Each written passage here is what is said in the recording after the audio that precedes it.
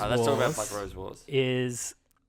So this is Black Rose Wars Rebirth. Okay, so Black Rose Wars came out many years ago. Rebirth is the second iteration of that. So there are quite a few changes to it. But essentially what the game is every player plays a mage and it's first to 30 points, or at the end of that round, that mage is the winner, and you're just trying to blast each other. And what you do to kill each other, you're going to plan spells. There's going to be 6 different schools of magic or 6 different decks of cards. And you're going to get to select cards that you want to add to your deck and plan cards that you want to play out. There's spells that you cast or traps that you lay or protection spells in case someone wants to kill you.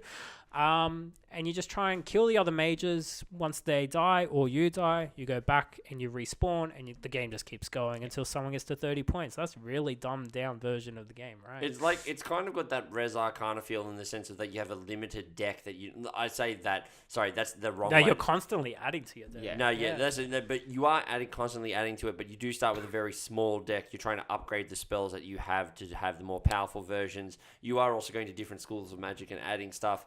There's a lot of variability in this game because you can choose massive amounts of character mages that you want to play. The schools of magic that you can get more cards from can get randomized. So there's not just 6 in...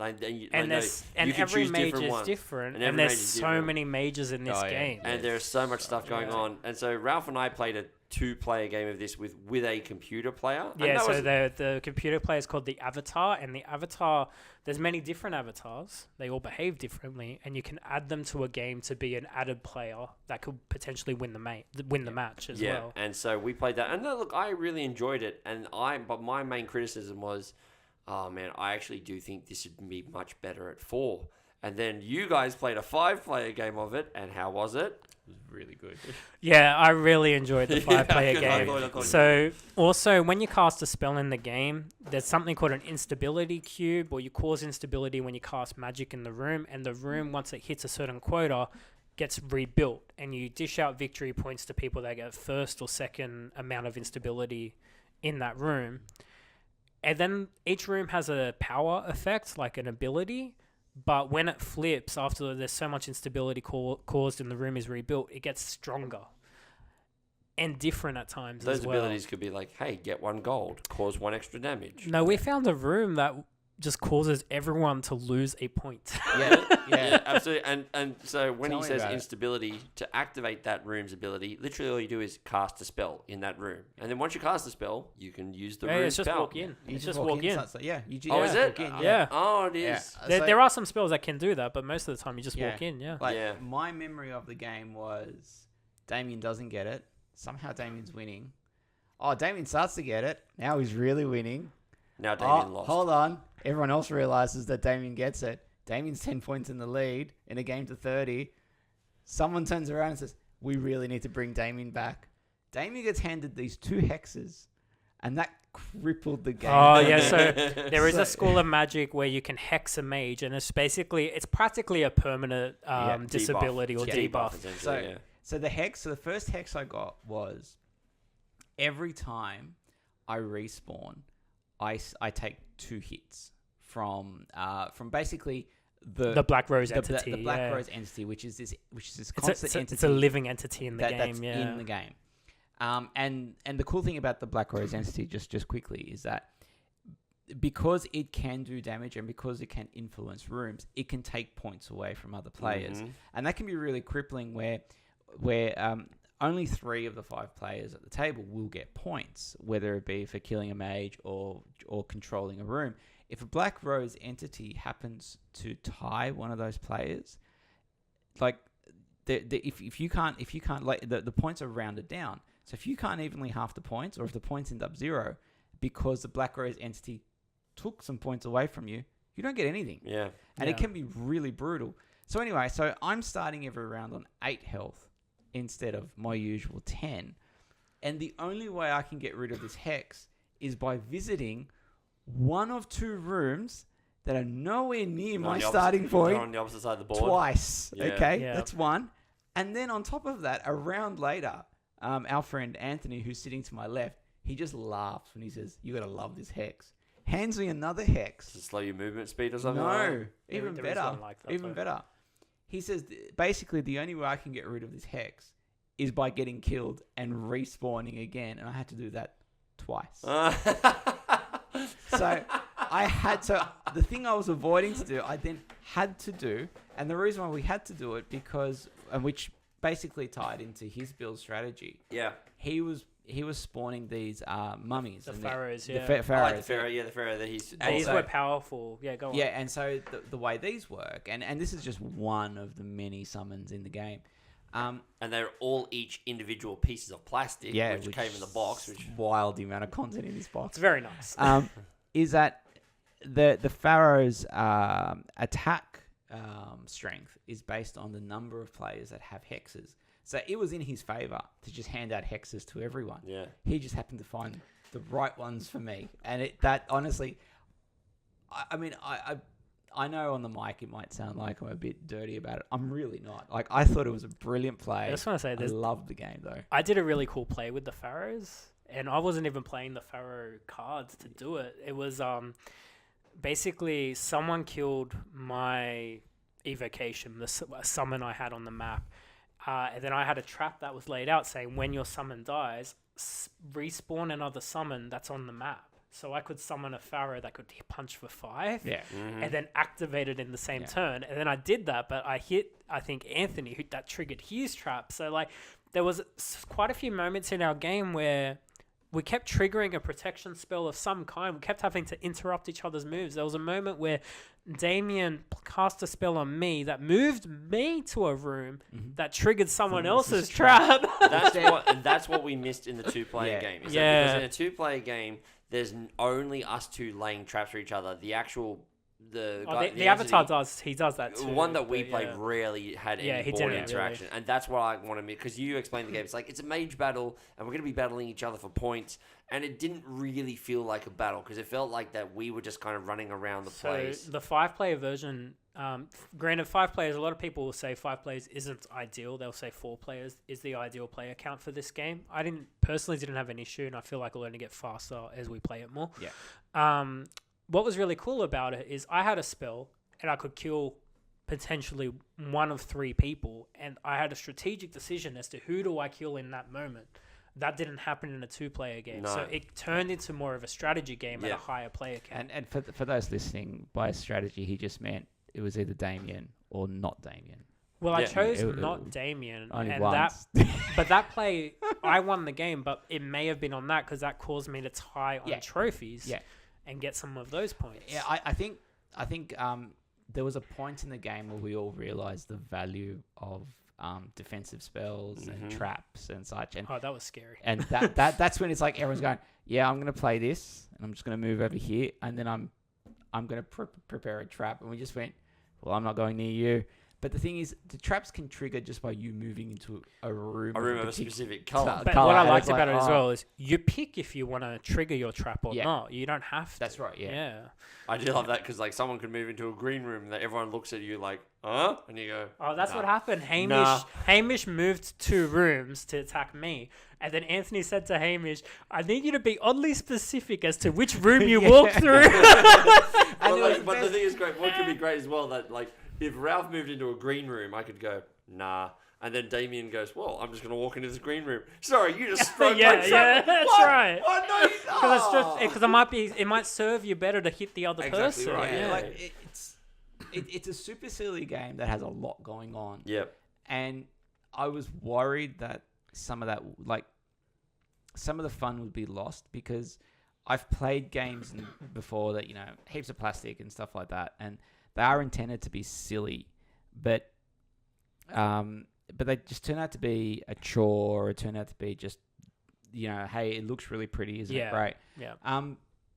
The only other game that I can think of that I've played and I've enjoyed as well is Cthulhu Death May Die, and it's of that similar ilk where you've got minis on a map sort of thing, and it's just about being silly and rolling that's all dice. that's a team-based game. It is, yeah. So that one's more co-op. Yeah. But I really liked Black Rose Wars. There's a ton of content in there. So much. So I've got. I think you only play with 6 schools of magic. I think I've got 11 schools. So you can. Actually, I've got more. I've got 15. So you can just pick what I did when we played it, because I had them all out. I'm like, here, take your pick. Which school do you want to play with? Everyone just chose one, and then we put them all on the table and we started our game. Yeah. I found that this was that game because it has a lot of pieces of plastic. So I had a moment where I'm like, let's learn it. I'm like, sweet, let's learn it. And then I did have a moment 15 minutes in where I'm like, I don't know if I get it, and I don't know if I'm going to enjoy it. And then half an hour I went, oh, no, I get this, but I'm not really enjoying it at this player count. I think this would be so much better at a higher player count where we're all 100% interacting with each is. other. Yeah. Like, even if the downtime is a little bit more, but the fact of, like, the whole board... it's only a relatively small board. It's like it's a hex which is like 3 wide, a 3 wide hexagon sort of thing. So It does need a bit of space because everyone's like mage map where you program your 4 spells in. That is quite big, and everyone's got one. The board would fit nearly on the width of this table. And then and then you need a second table to store all the boxes. Absolutely, it needs a better storage system. I came out at the end of it going, oh no, I really want to play that again, but with more players. Yeah, and I think that's look, at a sign of 5 a good players, game. I think it took us 4 hours or so With a teach and I'll say, with a Rocky as look, anything teach. I don't think that's your fault. Like because the game didn't have a structure for me to teach and- it, to be honest. At exactly 2 what players, I was we gonna say. played it at 90 minutes. With two of us, it took us 90 minutes. So Yeah. I think you could get a 4 or I 5 player think- game to under 2.5. because I picked up the Yeah. rule book at one point, and it didn't present as a rule book that seemed familiar to me. Like I found it really hard to find form. information. It does go through like the 5 phases of the game in order in the rulebook, but yeah, you're right. It feels weird. And then on top of that, like the production quality of the game is amazing. However, it isn't perfect. No. Like I found Italian words on cards because it is traditionally an it's Italian game. it's directly translated. And it's kind of funny. Well, I will say on the side, I can read a little bit of Italian, and I didn't even realize it was Italian when I read it the first time.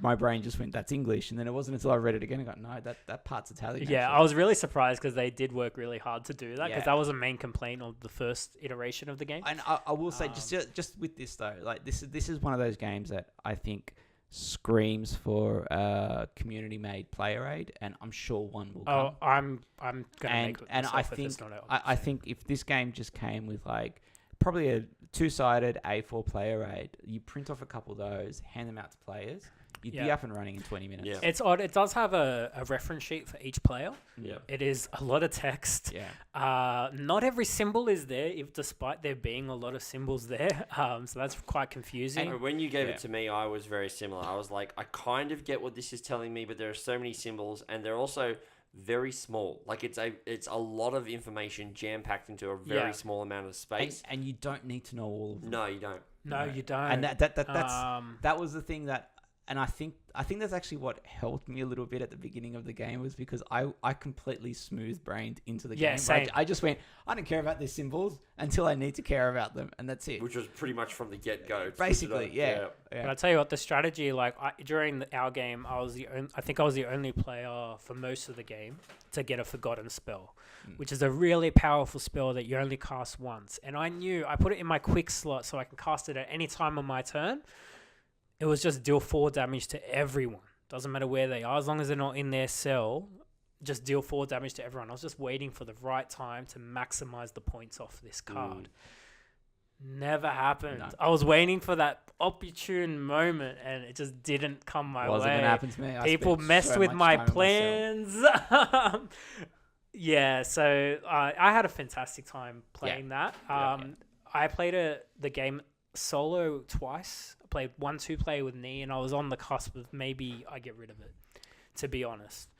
But after that 5-player game, I'm like, yeah, I really want to play that again. I want to ask you then, playing it solo, and I don't mind playing bigger games solo. Same. But I have, there's definitely a threshold. There's definitely a point where I go, it's not worth the rub. Like, a really good example, I'm happy to sit for 2 hours and build an Arkham deck for a game of Arkham that I'm not going to play for like a week. Yeah, I'll do that. Okay.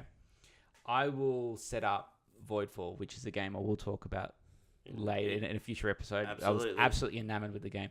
It'll take me 40 minutes to set that up, but I'm okay with that because the game is that good. Mm-hmm.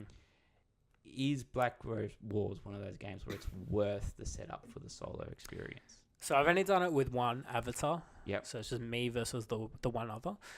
You can set it up with as many as you'd like, up to 6. Yeah. I watched 10 minutes of some guy on YouTube play with 5 others. In my experience, no, it's not. Because it is simple to manage. All it is flip one card and you follow basically a flow chart as to how that mage acts.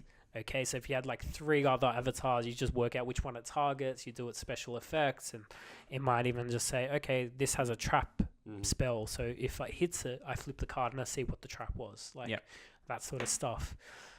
It's not fun. You know? That just sounds like admin. Yeah, it's just admin. Follow the steps, make a new board state, now figure out what your optimal move is, now create a new board state, do a rinse and repeat. And that sounds like, people listening to that could say, well, that sounds like every single board game. It's like, yes, but when part of a board game is actually watching my players make interesting decisions and try to figure out what's going on, whereas the avatars when you're playing against the avatars, when we played one, it's just flip a card, and this is what it's now doing. It's going here, attacking this, doing this spell. All right, moving on. Like, there's no rhyme or reason to what they're actually doing. But I will say the avatar, I can see adding something if we were to play a 3-player game. We could add the 4th in. Yeah. Because that's really simple to manage, and we still benefit from killing, and he can still kill us. Yeah. That sort of thing. I mean, I've only played it the once, and it was at the higher player count, and obviously the group matters. Like, we had a really good group there, and so we had a great time. Yeah. But so far, based on your experiences as well, and mine combined, it sounds like it's a sort of game that's really a 3-player plus game. It is. Yeah. And I think that's fair because it's all about interaction. Well, if you ask me to play it again at 2 players, I'd kind of be like, okay, but I'd much rather play it with like 3 or 4. Yeah. So the way we played the game is there's a phase called the study phase where out of the 6 schools of magic, you select 4 cards to grab. You can get them all from one school if you like, and then you keep 2 of them, and then you plan your spells out. Okay, and you also draw from your deck a little bit. So there's a lot of options there. Yeah. Okay, you can play the game how you like in a way. However, there is another variant of it where you can construct a 36 card deck. Ooh, okay. That would be so you construct your wizard beforehand. Yes. I would be down. You can even spend mage points to construct your own mage. You can create your custom mage as well. Okay. Interesting. Okay. And you can also put in selective spells. Your custom mage spells. Yeah. You can also put specific ones there. Our eyebrows can only go so high, Mr. Ralph, at the moment. There is also a tournament mode as well where you play a couple of rounds, like a couple of games of it, sort of thing. The variability of this game is insane. Oh, yeah. I quite liked the study phase, how we played it, because it was kind of like, okay, I'm getting a lot of hexes assigned to me. How do I mitigate this? Yeah. You know, like it's sort of, you're learning the game on the fly. Like, it just felt a lot of fun, and the joy of discovering that. Because there is one more element which we haven't explained is you can get objectives throughout the game. Yeah. And that is just another way to get points. I found we didn't get heaps of points from the objectives. Oh, Hamish solved like 7 or 8 of them. Hamish did a bunch of them. Yeah. But still, it's some of the objectives will then force you to change your playstyle and may even force you to change which school of magic you want to go down. I ignored mine for half the game. Same. I just ignored them. And I won the game. Like, that was the crazy thing. The game was super swingy, eh? Like, we had someone in the lead by 6 or 7 points, and then you went back. Someone else was in the lead. I didn't come into the lead till right at the end of the match. Smashing it, and then I had people stealing my points. Yeah, this is the and then putting me back in my box. You can't go into the lead. You sit back in second. Yeah, you can't have people killing you. Sprint out at the end. Yeah. And then we had Ralph's brother, who was dead last, complaining about how he was going to finish dead last. And then he was in the lead towards the end. He almost walked away with it. And it was crazy, but look, great game. We had a great time. At 5, it was... Yeah, I'm definitely keeping it. I think for me, this is one of those big game day type things. Yeah. I will bring it to a game day if we have people that kind of already knew how to play or watched a video beforehand and were happy to play that all night. Yeah. But, like, yeah, it's such a huge game. Like, it was really good. Love that. Yeah. Okay.